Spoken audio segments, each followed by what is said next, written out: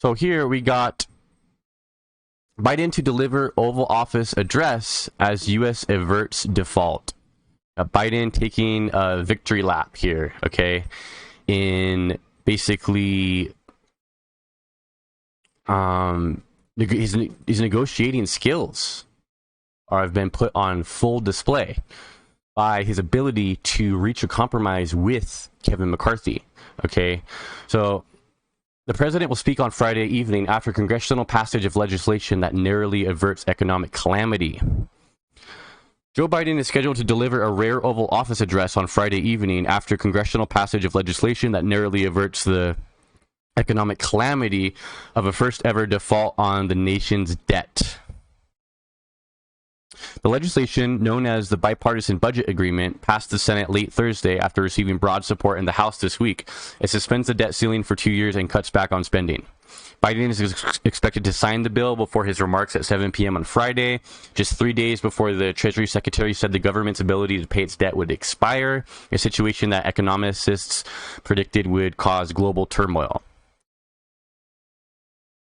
The presidents would often reserve the Oval Office for addresses to the nation about war, economic crises, or natural disasters. President Ronald Reagan delivered the somber remarks from the Oval Office about the Space Shuttle Challenger explosion in '86.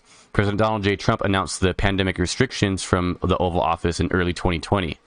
Mr. Biden's decision to use the same venue on Friday underscores how close he believes the two sides have veered toward economic calamity.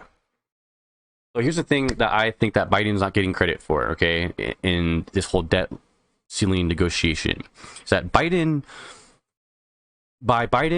refusing to negotiate with McCarthy for months and months and appearing as standoffish and appearing as if he wasn't willing to work with the other side and appearing as if he was not willing to make any compromise, he made it so that when he finally did start to negotiate with McCarthy a couple of weeks ago or so, it made it so that McCarthy was able to turn to the Republicans and say, look at this good deal we got.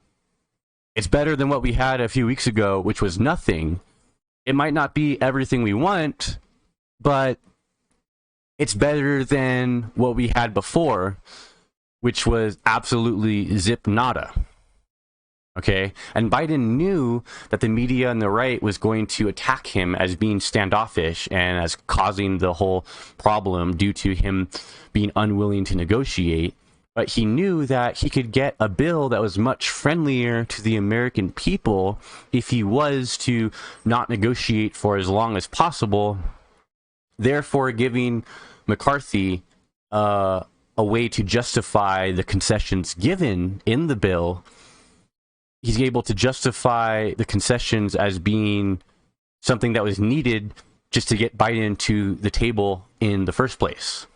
So Biden did the presidential thing, and he took the flack from the media and from the right in order to have a bill that is going to benefit America in the best way it possibly could.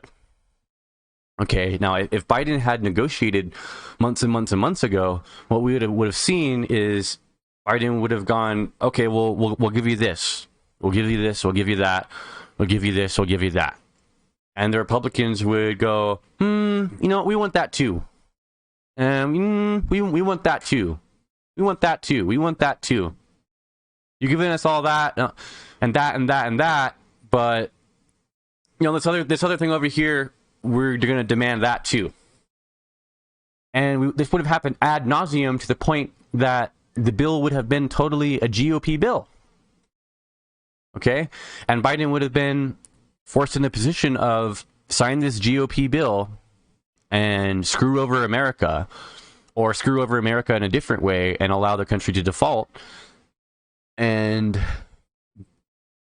have that stain of being the first president to allow the debt to default have that stain on his legacy. So really, really smart negotiating tactics from Biden. I think he really doesn't get enough credit for just his deal making ability and his ability to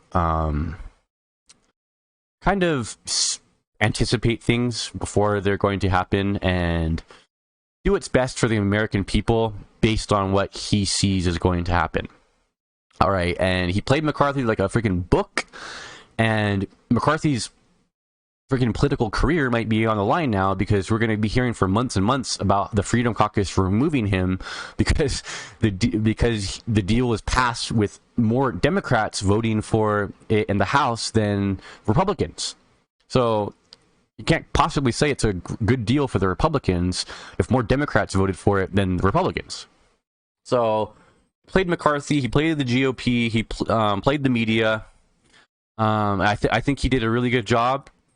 Again, I'll leave this article in the description for you guys if you want to go ahead and read the rest of it. But we'll go ahead and leave that one here for now.